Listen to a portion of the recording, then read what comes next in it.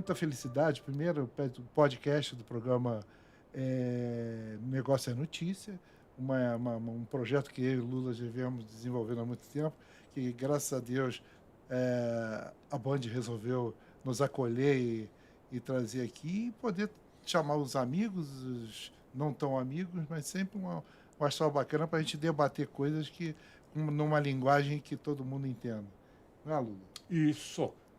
Faço minhas as suas palavras. E hoje estamos recebendo aqui Márcio, amigo de muitas jornadas aí, né? Pesquisador do NetLab da UFRJ e vice-presidente da Macan, pouca coisa. E Tardan, outro parceiro também, damos aula juntos e tal, na SPM, e doutor em comunicação. Não, doutor em engenharia de produção. Em engenharia de produção, rapaz. Inovação. E coordenador de pós-graduação lá na SPM, meu amigo Lula foi quem inventou a publicidade no Brasil. Tudo que a gente faz hoje... Tinha que começar humilhando. Decorrentes do que ele ensinou pra gente aqui, né? Então, vamos tratar de um assunto que está efervescente. A cada minuto, como diz aqui o slogan da rádio, tudo pode mudar. Então, toda hora é novidade. Toda hora é novidade.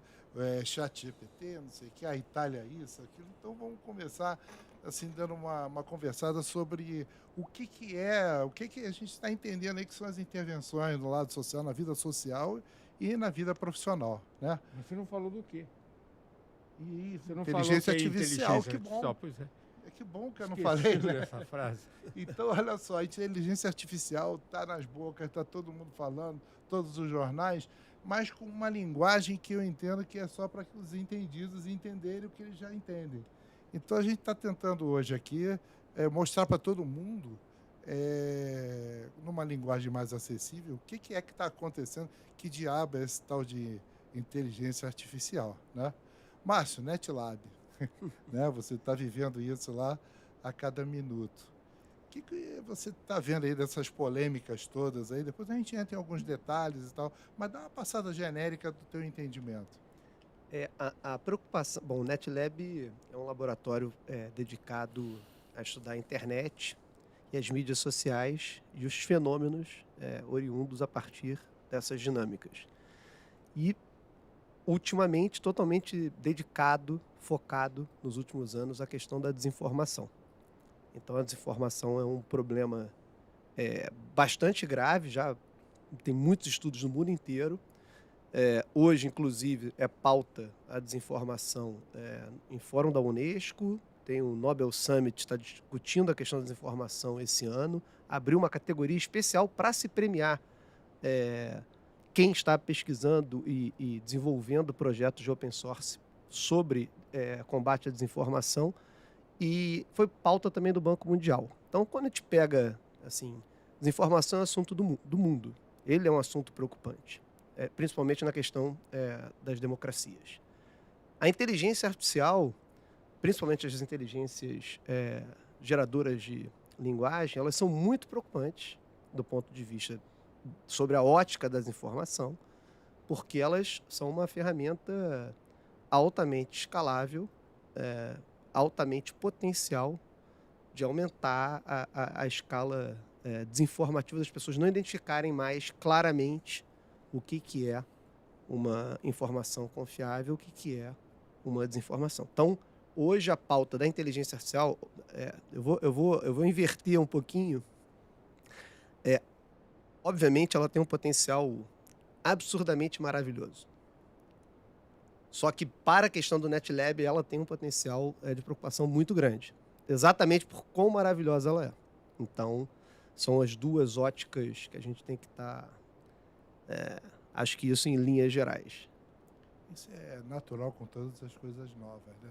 Quem diria que a energia nuclear ia virar uma bomba e acabar com 2 municípios do Japão, né? Quem diria que quando inventaram o álcool, as pessoas iam beber e ainda iam ficar felizes com isso, né? Então, assim, o que você acha, Lu? Eu tenho pela inteligência artificial o medo dela voltar a ser uma coisa antidemocrática. Ou seja, ao contrário do que as pessoas pensam, que a inteligência artificial ou a facilidade de comunicação veio para facilitar a vida das pessoas, para melhorar a sua participação como cidadão e usar mais as benesses da vida em sociedade, do jeito que vai indo e a gente não tomar cuidado, vai ser outra bomba atômica. Corre o risco de ser dominado por grupos pequenos que vão tirando a liberdade e tirando a democratização que a gente espera que a inteligência traga. É só isso. Eu fico preocupado. Eu fico preocupado porque parece que a coisa está indo cada vez mais para as mãos de quem detém o poder, de novo, o dinheiro. Eu acho que tem uma coisa engraçada nos dois aspectos, assim, inclusive são os dois aspectos que, em certa medida, pautaram uma carta que foi encaminhada por um grupo de cientistas. Um grupo de cientistas, especialistas. Elon Musk. Até ele assinou, porque fazia parte lá da instituição dele, lá, esqueci o nome, enfim. Mas essas eram as duas discussões, fora a questão também digamos assim, da desarticulação social, né? Com a extinção de determinados postos de trabalho e tal, algumas coisas que podem rapidamente sumir, né? E, bom, eu sou designer, né, de formação, sempre trabalhei na indústria criativa, eu trabalho com criação e leciono na área de criatividade. E, obviamente, esse debate é um debate que está lá, é uma bola quicando, para onde a gente vai, por exemplo, como é que você forma hoje um profissional com um currículo de 10 anos atrás, digamos assim, para você operar numa realidade que vai ser completamente diferente, como já se demonstra, assim, ou como já se acena a partir de agora, né? Você tem campanhas sendo feitas sem modelo, com inteligência artificial. Você pega o Midjourney, por exemplo, a possibilidade de você criar imagens a partir da recombinação de imagens de outras fontes e tal. Então, tem toda uma discussão muito grande, assim, e uma certa perplexidade diante do que está acontecendo. Em larga medida, o que eu vejo é uma preocupação mais focada, assim, na substituição da escrita, da substituição, digamos assim, da pesquisa propriamente dita, porque, ao contrário até do que a gente já tinha com a facilitação de um Google, né? Eu sou da época em que você tinha que ir para uma biblioteca ver se o livro existia, para ver se no livro tinha, né? E aí a gente mal realiza como foi um avanço você fazer uma busca semântica, não é verdade? Chegar ali, digitar, e aí vem um URL, e aí você vai lá, entra, vê se e tal, isso já era um ganho. Agora não, você pode formular pergunta direta e vem a resposta pronta. Então, qual é o impacto disso no aprendizado das pessoas? Qual é o impacto disso no cotidiano, né? E principalmente na indústria criativa, por conta da possibilidade de você, tanto a partir da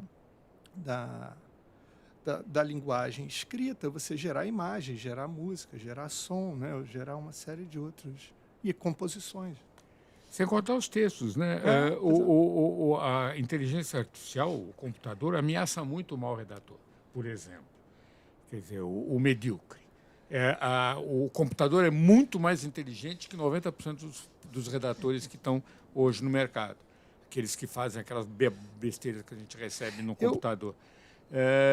A gente vai ter que ser criativo e ganhar do computador. Lula, eu concordo com você, mas eu tenho um fantasma em relação a isso, né? Eu costumo dizer para os meus alunos, principalmente da área de design, que é o seguinte: o design ele só vai ter valor se você tiver um público que reconheça bom design.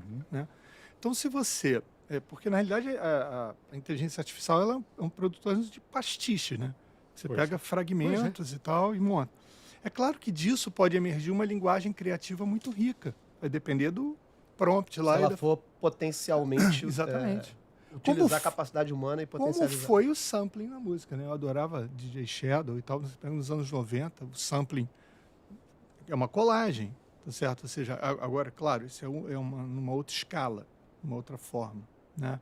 Mas eu não acho que alguém possa produzir uma boa música sem entender de música, usando só inteligência artificial, sem saber comandar. Assim, é claro que pode ser que a gente chegue a alguma coisa que confunda, mas que tipo de ouvido é esse, né, que vai, de alguma forma, avaliar se é bom ou se é ruim, né?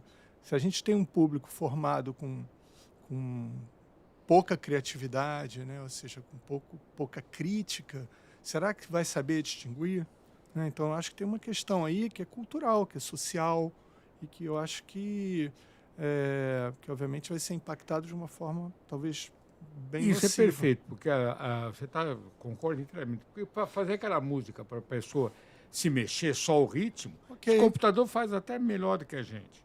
Você dá lá para ele faz o surdo, o ritmo melhor e pronto. Agora, o duro é fazer Beethoven. Exatamente. Mas também tem poucos humanos que fazem Beethoven. Pois é. Esse é o ponto. Quantos humanos são capazes de fazer Exatamente. Beethoven? Então, essa é a questão crucial. E pegando isso, só para até fechar esse tema, a inovação, ela nunca acompanha a nossa capacidade de se adaptar a ela, nem de regulá-la. A inovação, ela está sempre antecipando alguns movimentos. A característica inovadora, a gente olha para a inteligência artificial, a gente está falando aqui de linguagem generativa, Midjourney, que é um de imagem, ou ChatGPT, que é de texto. Mas a gente esquece que ela está presente na nossa vida na medicina, que ela está presente na nossa vida na engenharia, ela está presente na nossa vida em que ela capacita coisas que são muito mais assertivas a partir dela, né? Mas existe, eu não estou nem entrando na questão social e econômica, que acho que esse é um problema que renderia episódios e episódios para a gente discutir questões sociais e econômicas. Acho que as questões elas ainda são éticas antes de até serem sociais e econômicas. E tem a questão que num passado recente a gente viu os funcionários que ainda permanecem nas empresas sentiram na pele que o uso intensivo de tecnologia significou desemprego. Sim. Né? Isso é uma coisa que tem um temor por trás disso. Então, aí as redes bancárias que não fazem a gente ter nenhuma dúvida. Era agências que tinham 180, 200 funcionários, hoje com 15, 20, imóveis pequenos, e o resto, a tecnologia é o grande atendente hoje. Isso, e veio, no caso do mercado bancário, os sindicatos mais fortes do Brasil eram os bancários, né? E hoje... Mas é bom não ter que ir à agência para fazer um Pix. Sim, não é bom? eu também acho. É eu ótimo. também acho. Então, o benefício, é muito bom não ter que... O benefício ultrapassa isso. Da mesma forma que você não precisa sair para a rua para ser assaltado hoje. Exatamente. Você pode ser assaltado em casa com tem o Pix tecnologia. tranquilamente. Mas, aliás, engraçado que a Esther Perel fez uma frase Isso, que isso é ela deve ter achado espetacular. genial. Testei o Não, desculpe, não corto mais a grama do meu jardim, não levo minha louça, limpo a casa ou a piscina. Isso tudo é feito por um robô babaca. E a inteligência artificial existe para você poder cortar calmamente sua grama, cuidar das crianças, lavar a louça. Quer dizer, não é por aí. E no SXSW ela levantou uma bola que o problema hoje não é a inteligência artificial, é a intimidade artificial. Porque ela fala, caramba, até nas relações familiares você faz um encontro de Natal e fica todo mundo sentado no sofá, até os velhinhos nas redes sociais, vendo filme do YouTube, com fone no ouvido. E as relações de intimidade simplesmente não existem mais. Né? Aliás, é uma coisa que eu nunca consegui entender. É isso, você vai no restaurante, 4 pessoas, as 4 falando com alguém de fora. Pô, não dá para aqueles 4 de fora falarem para dentro. Eu acho muito engraçado essa necessidade que o celular trouxe das pessoas não estarem onde estão. Ué, vão para lá e se for para lá, volta para cá. Quer dizer, eu realmente, de vez em quando, eu não entendo o uso que existe e o medo que a gente tem disso. Está no restaurante com os amigos, fica com os amigos. Mudança comportamental que essa inteligência artificial, digamos assim, transformada numa coisa corriqueira, inserida no nosso cotidiano, na forma como a gente pensa, escreve, pesquisa, né? Eu preciso fazer um doce, fazer um pudim, adoro pudim, né? Uhum. Aí eu entro lá e digito. Hoje eu ainda vou no YouTube e olho um vídeo, porque eu quero ver. Mas assim, eu poderia digitar como a melhor receita de pudim que existe, etc, etc. Tal pudim de leite, sem furinho. Então, se eu for muito bom na descrição, vai vir digamos assim, um apanhado de informações, assim, organizado, semanticamente, correto, etc, tal, para eu fazer o meu pudim, entendeu? Então, assim, Isso vai mudar a forma que as pessoas vão cozinhar, como elas vão publicar, então, os livros, como elas vão fazer, então, seus canais de culinária. Isso vai mudando. Pudim de leite sem furinha com leite condensado. Não, tudo bem. Preciso só te explicar. Não, tudo bem, mas tem formas e formas. tem Né? formas. Isso, assim, Eu queria voltar naquela questão que você falou aí. A gente está mudando, mas sem querer mudar, né? Você falou daquela carta que foi assinada. Eu achei completamente sem propósito para que a gente quer entender. E, na verdade, você percebe ali como a inteligência artificial não está vindo dos laboratórios acadêmicos, está vindo da caixa preta das empresas, aquilo ali segura a concorrência. eu não sei, Mas- sabia? Mas por favor. Não, eu tenho um ponto sobre isso. De novo, a questão o que vem primeiro. Então, a questão da caixa preta e a questão da necessidade de transparência. O problema hoje, uma das discussões éticas, tudo que está no nosso mercado, de uma maneira geral, você vai pegar um fundo de investimento, ele tem que ser autorizado pela CVM. Se você comprar um celular, ele está autorizado pela Anatel. Se você quiser importar um micro-ondas e botar no mercado, ele vai ser homologado pelo Inmetro. Você sequer pode lançar ele no mercado, mesmo que ele já esteja pronto em outro país. Você vai ter que homologar em algum lugar aqui, precisar de um medicamento qualquer que seja, ele vai passar pela Anvisa. Uma vacina, qualquer coisa, ela tem que ser aprovada por técnicos, ela tem que ser observada, ela tem que ver o comportamento cultural. Quando a gente fala de inteligência artificial, acho que esse é um dos pontos centrais. Eu posso pegar uma arma, eu posso fabricar ela no mais excelente critério de qualidade e garantir, homologando, que ela vai atirar a tal distância, com calibre de determinado perfil e etc e tal. Mas a questão é, quem pode usar? Quando pode usar? Pegando aqui minimamente uma discussão, para a gente trazer uma discussão mundial hoje. O Putin pode usar uma arma atômica de baixo alcance na Ucrânia? Mesmo ele tendo? Então a inteligência artificial, ela traz essas questões, que tipo de pessoa, em que nível se pode ser usada? Quem homologa? Quem credencia? Qual a responsabilidade? Quem olha? Qual a Isso. É isso. Esse é o Qual a ponto que eu ia responsabilidade? fechar. Qual é a Todo mundo gosta de andar de avião. Claro. Não, facilidade. Sem dúvida. A gente ir para qualquer lugar do mundo rapidamente. 2 Boeings moderníssimos caíram, mataram dezenas de passageiros, centenas de passageiros. 737-800 MAX. Até descobrir que era uma falha de um sistema automatizado da navegação do avião. Você vai deixar de andar de avião? Não, mas vamos tornar os aviões mais seguros. Sem dúvida. Porque, na Aconteceu realidade, aconteceu com a Toyota também, lá no modelo lá que prendia o acelerador. Não é ser contra a inteligência artificial. Na verdade, é como torna ela mais segura, Pois é. mais transparente, Isso que você mais tá falando observada. dos órgãos reguladores. Olha que coisa engraçada. Para fazer um brinquedo, um simples brinquedo, você tem que você tem que permitir o órgão para que não faz mal para a criança, que não tem risco, que não tem nada. No entanto, ela tem acesso ao computador, que pode ser muito pior do que engolir uma tampinha de qualquer brinquedo. de caneta Você Bic. lembra da Barbie que foi retirada do mercado no mundo inteiro porque descobriram chumbo na composição química do plástico? Mas, no entanto, essa mesma criança que não pode ter a barba com chumbo pode ter um discurso nazista. Essas questões que têm que ser colocadas e trazidas para a mesa. Isso aí. Concordo Exatamente. plenamente, porque esse Boeing ele é um protótipo que foi te entregue Claro. e você voou nele e ele vai ser aperfeiçoado a partir do voo. A mesma coisa está acontecendo com isso. E eu acho que tem um aspecto que é importante também a gente levar em consideração, que é o seguinte, olha, ninguém abre isso senão por um interesse econômico, de pesquisa e econômico, de desenvolvimento, Claro. ou seja, porque essa inteligência ela tem que ser alimentada com o uso das pessoas, etc. Tal, mas vai ter uma exploração comercial dela. E já há uma exploração Já comercial. existe essa previsão. Exatamente. Então, a quem você está servindo? De que forma você está servindo? Ou seja, então, entrar nessas coisas é extremamente sedutor, como é sedutor você ter uma conta gratuita no WhatsApp. Beleza, você não paga nada. Mas isso está gerando algum tipo de informação, que isso é monetizado e de que forma acontece. Então, assim, é o que ele falou. Você não tem uma legislação, você não tem uma... Aliás, na inovação, é assim. É assim. Tudo corre para se adaptar a essa inovação. Então, a legislação não acompanha, o comportamento das pessoas vai se adaptando, o mercado vai se ajeitando para incorporar essa nova forma de fazer. Algumas coisas vão se desestruturando e somem, né? Que é bom, a gente pensa assim, o mercado do fotógrafo, por exemplo, do ilustrador, como é que vai ficar? Né? Com o Midjourney. Exatamente. Ou seja, como é que... O direito autoral, o Midjourney se inspira em quê? Exatamente.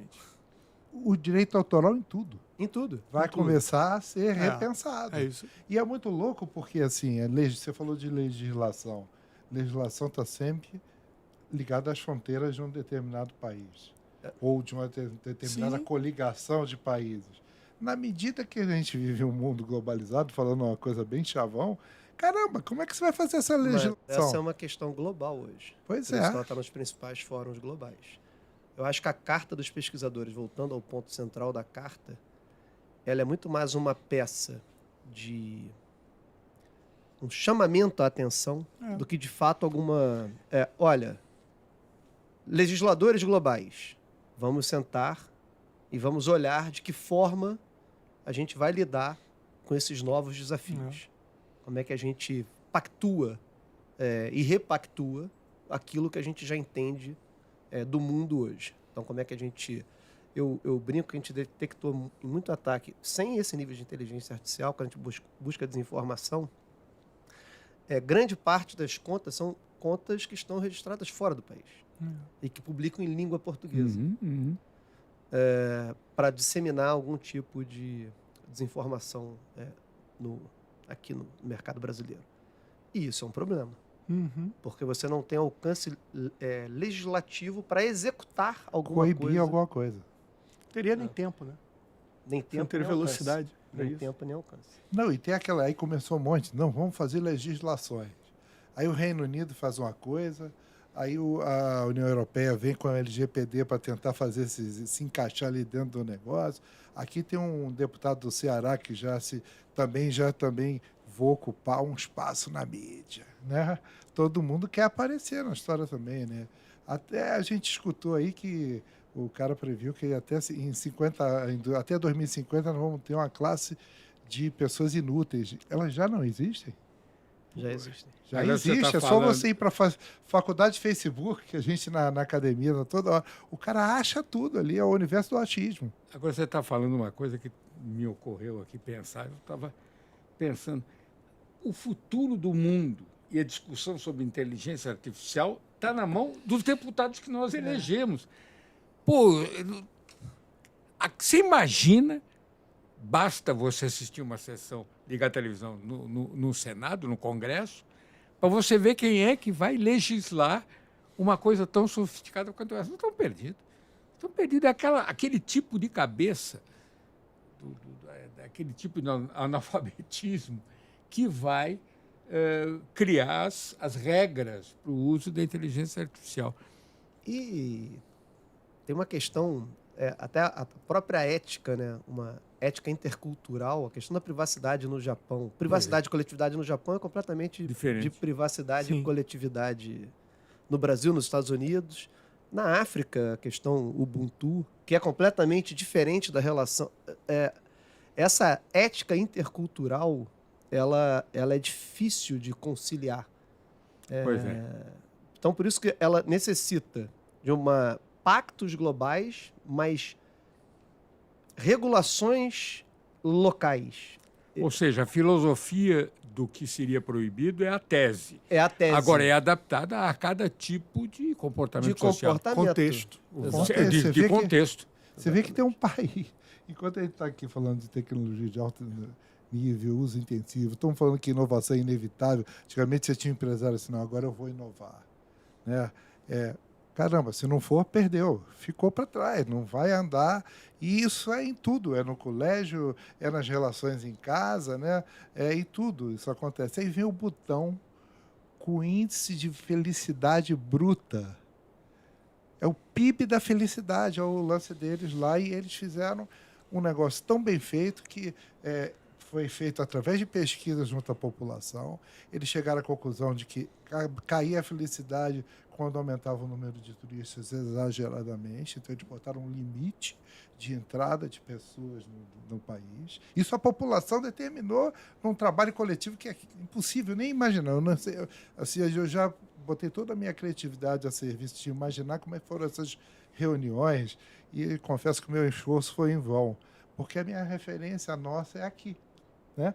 Aí os caras fizeram uma série de coisas e hoje o principal produto turístico deles é seminários para pessoas que vão lá aprender a construir dentro dos seus microcosmos um índice de felicidade bruta. Cara, isso é... E cadê a tecnologia? Não tem nenhuma. Nenhuma.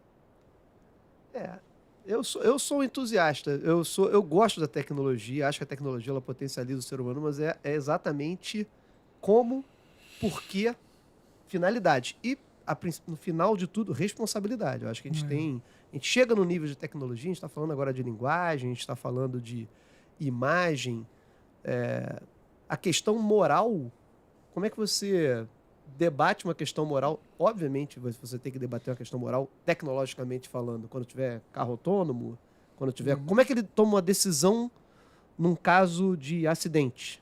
Eu posso atropelar uma pessoa mais velha, 2 crianças, ou esse tipo de decisões que são decisões morais. E quem é responsável pela decisão autônoma de um sistema? Responsável. Quem é responsável por uma decisão autônoma de um sistema de inteligência artificial? Quem é a tomada de responsabilidade daquilo ali? Eu acho que tem um aspecto que, só para resgatar isso que o Romualdo falou sobre felicidade e tal, uma coisa que sempre me passa a cabeça. Porque eu sou um professor, né? Não sou nem pesquisador de fato, sou um professor, né? Então, e, obviamente, quando porque a realidade... ou melhor, a inteligência artificial já estava nos softwares que a gente usa, já tá lá, embarcado. Ela está na nossa vida. Já está na nossa vida. Só que agora ela se apresentou de uma outra forma e fez a gente repensar uma série de questões, né? Ou seja, então, para que eu estou formando? Então, como é que vai ser um criativo daqui a 10 anos? Qual o ferramental criativo que ele tem que dominar para que ele tenha sucesso naquela área, etc. Tal. Bom, eu vejo com muitos bons olhos, assim, eu sou um possibilitarista, assim, eu olho para frente e falo, caramba, dá para fazer muita coisa com isso, né? É claro que eu olho isso sempre com o seguinte viés, né? Eu acho que isso ajuda para toda aquela criação que sofre uma série de pressões de mercado, com prazo, custo e etc. Tal. Ou seja, ela vai como uma ferramenta que acelera um processo. É você pegar e editar uma imagem no Photoshop, antes você editava aquilo de uma forma artesanal, é muito mais difícil. Photoshop já é artesanal. Então, assim, você olhar aquilo como uma coisa extremamente potente para você ganhar uma velocidade e tal, não desqualifica todo o prazer que uma legião de pessoas busca quando escolhe a área de criação. E que, seguramente, a inteligência artificial não sente prazer artificial, sacou? Então, assim, eu acho que vai haver uma forma, vai se criar uma forma de transferir, talvez, esse prazer da criação, talvez muito mais para uma atitude mais intelectual, talvez menos artesanal, talvez seja isso, né? E o artesanato ele vai continuar existindo, talvez como um atributo de luxo, de alguma coisa, como de certa forma já aconteceu inúmeras vezes. Então, eu não vejo isso com maus olhos, mas eu acho, sim, que esse assodamento em achar tudo positivo, tudo muito bom, etc. Tal, é extremamente irresponsável quando desconsidera o impacto disso, inclusive numa galera que está em formação. Exatamente. Então, assim, eu acho que tem uma coisa que tem que ser discutida, já está se discutindo no espaço acadêmico e tal, e eu acho que isso tem que ser levado também para uma discussão no meio político, para que a gente também não fique à mercê de alternativas criadas também em outros contextos, né, que não atendam à nossa realidade, não é verdade?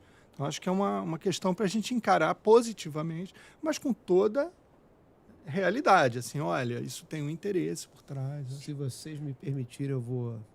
eu escrevi isso em 2018 e, obviamente, essa não tem nenhum embasamento econômico, mas é só um raciocínio que ilustra isso, que eu brinco o seguinte: a Revolução Industrial, ela tirou o valor da manufatura a tal ponto que você investir tempo em qualquer coisa feito à mão não recompensava aquele tempo investido. Então as pessoas pararam de praticar e de aprender aquilo que era a manufatura. O que aconteceu com isso? A manufatura hoje ficou tão rara, as pessoas que têm essa capacidade são tão poucas, tão raras, que é um artigo de alto luxo. Então o feito à mão é de muito luxo. Eu acredito que a inteligência artificial ela vai tirar muito. Eu falei que eu não entraria no aspecto econômico, mas eu vou entrar. Ela vai destruir muitas atividades. Muitas. Muitas. A ponto de não ter mais valor você investir seu tempo naquela atividade. O que vai tornar pouquíssimas pessoas que dedicarem seu tempo para um olhar crítico da criação raras. E tudo que é raro é escasso. Eu digo que a gente vai chegar na hora do pensado por humanos, que vai ser caríssimo. Assim como é hoje o feito à mão. Sem dúvida. Eu acho que a gente chegará nesse... que vai ser tão raro e tão escasso que poucas pessoas se dedicarão e essas pessoas serão extremamente valorizadas. Aquelas que não podem, que não ficam apenas no uso da ciência. E foi ali. como você começou a falar aqui. 90% Pois é. que não tem... É como o médico, né?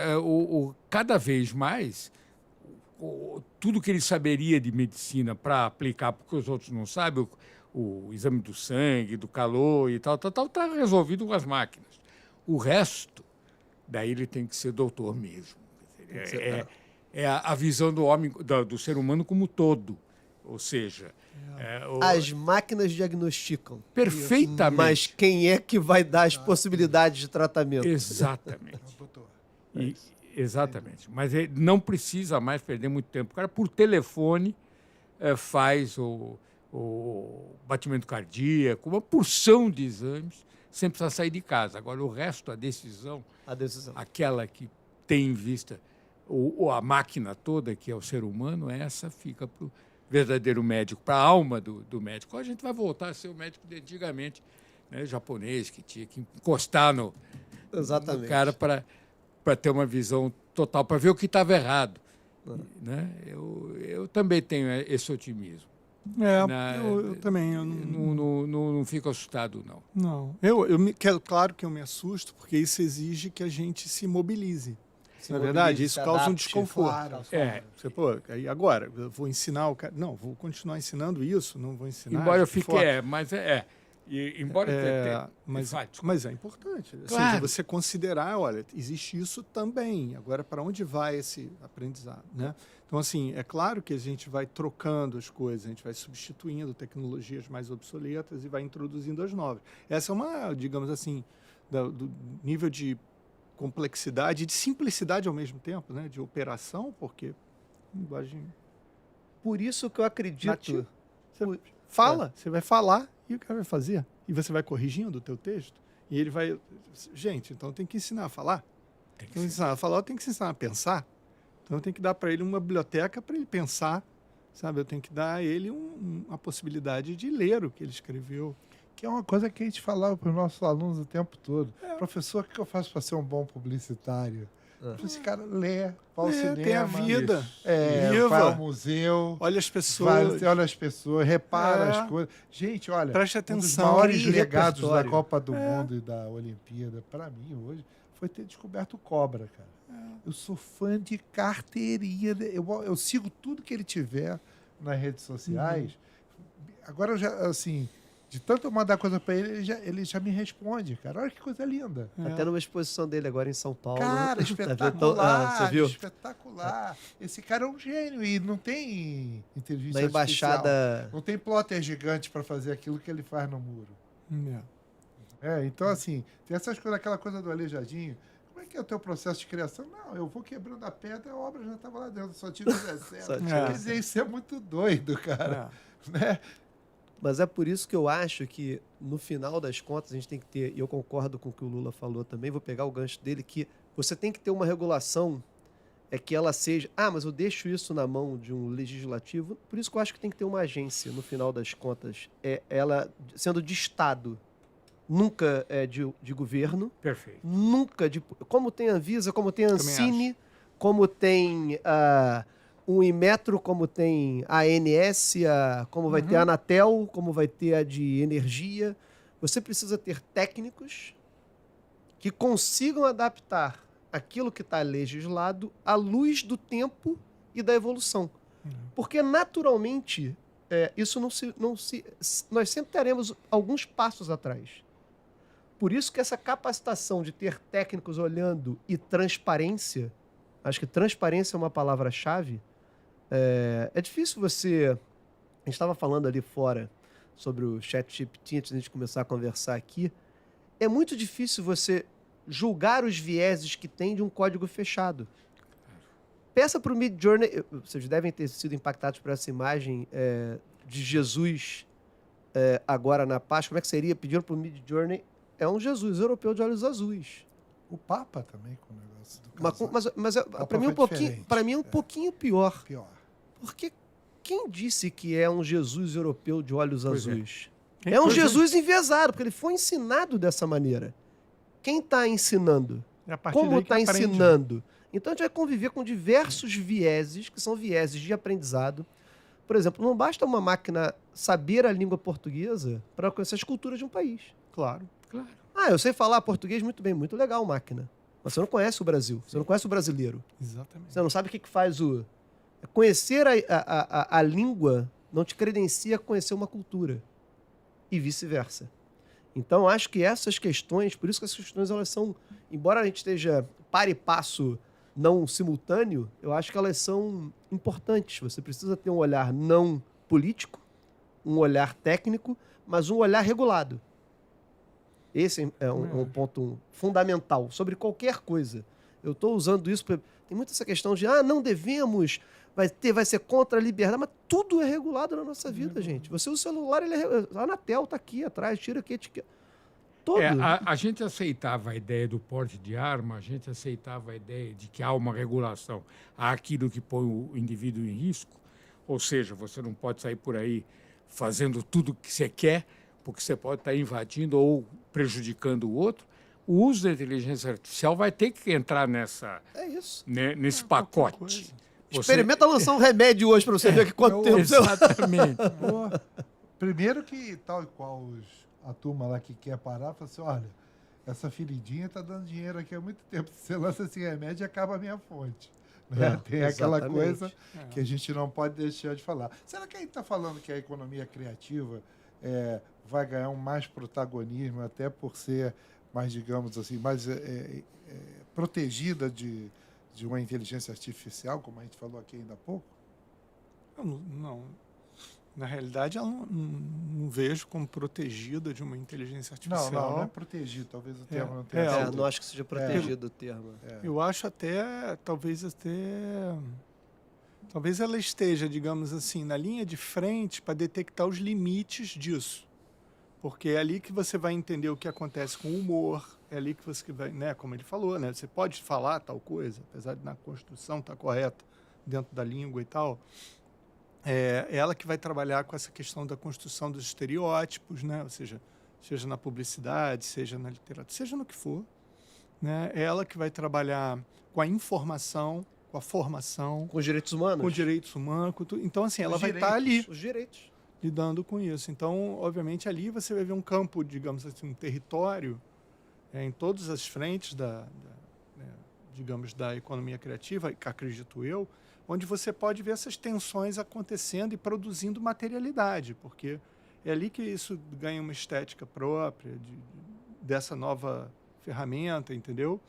Porque, como eu penso, assim, isso já estava presente em tudo. Assim. Então, por exemplo, dentro da advocacia, isso pode ser um ganho violento. Claro. Na medicina já é. Ou seja, então, acredito sim que um dia vai ter uma inteligência já prescrevendo e tal, se já não tem. Eu só acho que tem um aspecto que é o seguinte, isso dentro de uma concepção de medicina que produziu essa inteligência. Porque se você for para uma medicina mais holística e etc., tal, não teria espaço para isso. Porque você sabe que cuidar de uma pessoa é uma coisa que não acontece numa UTI, por exemplo. Vai depender de quem está ali, aquele ser humano que vai acompanhar aquela pessoa. Porque é frio. Não é por causa do ar-condicionado, mas é frio. Então, assim, eu acho que tem uma mudança, assim, que eu acho que a gente... que sorte que a gente está vendo, né? Essa mudança. Então, eu acho extremamente, digamos assim... Nós precisamos nos adaptar para essa mudança e que sorte, mas coube a nossa geração, alargando um pouco, essa enorme responsabilidade que o mundo mudou e muda com muita rapidez. E a gente tem o dever de montar a ética dentro disso tudo. Quer dizer, o que é ético? Quais os limites do uso da inteligência artificial? Qual o sentido? Ela existe para quê? E hoje há já medos terríveis de que, da forma que a coisa está evoluindo, já também aquelas ficções do tipo 2001, uma Odisseia no Espaço, vai acontecer. Quer dizer, a máquina vai dizer, a coisa é assim... Se não quiser, eu explodo essa porcaria aqui. Boa noite, João. Entrando nesse romantismo. Os Jetsons eram muito legal, cara. Era impressionante como é que eles... Né? O cara lá atrás previu tanta coisa que a gente não podia nem imaginar. Eu tenho muita assim, admiração desses pensadores que têm a capacidade de prever e acertar, o que é pior aí, porque chutar eu também chuto direitinho, né, cara? Mas assim... um índice de acerto bastante convincente no que vai, né? Esses Alvin Toffler, o Aldous Huxley, esses caras, aquele cara... Foi o Aldous Huxley que escreveu o ano 2000, não foi? O livro? Que ele previa em 60 e poucos como seria o ano 2000, cara. E ele emplacou um índice de acerto bem superior ao Vitor Pereira, né? Então, assim, estamos falando ali de 70%, 80% do que ele falou saiu... Né? O Alvin Toffler, cara, você sai lendo os livros dele, cara, você fala assim, pô, cadê o próximo? Né? Você tem um... E não tem búzios, não tem nenhum tipo de tecnologia... Os próximos têm um computador escrevendo, pode deixar. Não, até os mapas astrais hoje você já Agora usa o computador, essa coisa toda. Eu acho que não tem, é inexorável, tá aí, não vai voltar atrás. A carta pede um tempo, na realidade ela não é conta, ela só pede um tempo, uma pausa, meses, né? Desliga esse troço por enquanto. Que eu acho isso bacana, porque por que a gente tem que achar só bom, né? Eu gosto muito da coisa humana de lidar com o erro, né? E eu acho que esse é um dos principais desafios daqui para frente, é a gente estar preparado para lidar com os erros. A gente vive uma época de querer muita assertividade, muita performance, muita otimização, muita eficiência, e a gente perde um pouco a tolerância à falha, a poder errar, a poder falhar, a poder... É o que nós temos de engraçado, que é o ser humano... Que é o totalmente humano, essencialmente humano, né? O direito de fazer uma besteirinha. E poder rir desta besteira. Porque é poder rir também disso, né, Lula? Acho que essa é a maravilha. Errar, tem o tal do ditado, errar é humano, né? Mas assim, aprender com o erro não é para qualquer um também, não. Porque a gente tem isso é uma por trás realidade. O tal do ego que é a inteligência artificial Tirando catalogar talvez, a piada, o que um computador pode fazer em termos de humor? Né? O humor eu acho que ainda a gente vai passar muito tempo donos, quer dizer, nós, raça humana, desse know-how. Dessa capacidade. Não tem dúvida, né? Você vê a velocidade com que se reage, assim. Meu irmão estudou com Bussunda. E era um cara que eu admirava muito, que eu falei, bicho, você representa tudo que eu queria na minha vida. Eu sou um babaca em potencial que eu não arrumei um tostão com as minhas babaquices, você tá rico. Entendeu? Você criou uma indústria criativa em torno de tornar agradável a realidade, né? E aí você pega coisas dele geniais com Ayrton Senna, com outros gênios de outros ramos, em que ele tinha uma visão das coisas muito interessante, né? Aconteceu um fenômeno muito bacana agora, que nós tivemos uma falha técnica aqui, que eu acho que é o computador central da Bandeirantes, da Band, querendo avisar que nós continuamos humanos. Só para lembrar, gente. Alguém apertou o botão errado e entrou o som da Band News aqui. Perfeito isso. Talvez a CIA Nós estávamos lidando com conteúdo perigoso. Exatamente. Íamos revolucionar o mundo e a CIA entrou E aqui entrou, interferindo. Vocês calem a boca que ainda existe fator humano nas coisas. Gente, maior prazer estar aqui com vocês. Muito bom, Foi muito muito agradável. bacana. Outras oportunidades vão continuar É, surgindo. O bacana é que eu tenho que agradecer ao mundo. Quer dizer, eu tenho feito programas de televisão e de rádio onde eu gostaria de fazer de graça, porque me dá a chance de ouvir gente como vocês dois. Quer dizer, Foi muito me agradável, enriqueceram. muito bom. Olha que coisa. Né? É bom para pensar, né? É bom para pensar. Conversar é muito importante. Isso aí. Muito Eu bom. acho fundamental. Essencialmente humano. Essencialmente humano. dialogar, né? Ouvir. Agradeço muito o convite É, aqui de muito bom, vocês. Foi um prazer. Todo mundo aqui. Acho que foi uma delícia. Foi muito bacana. E vamos continuar, né? Sim, sim. A ideia justamente é trazer essa coisa tranquila, sem preocupar no que está falando, no que está, né, o jeito, sem estar empombado, sem modelos. É isso aí. Né? Estamos tocando aqui a nossa vida. Verdade. Obrigado a vocês aí. Forte Obrigado. abraço. Obrigado. Abraço para todo mundo aí, para nós todos.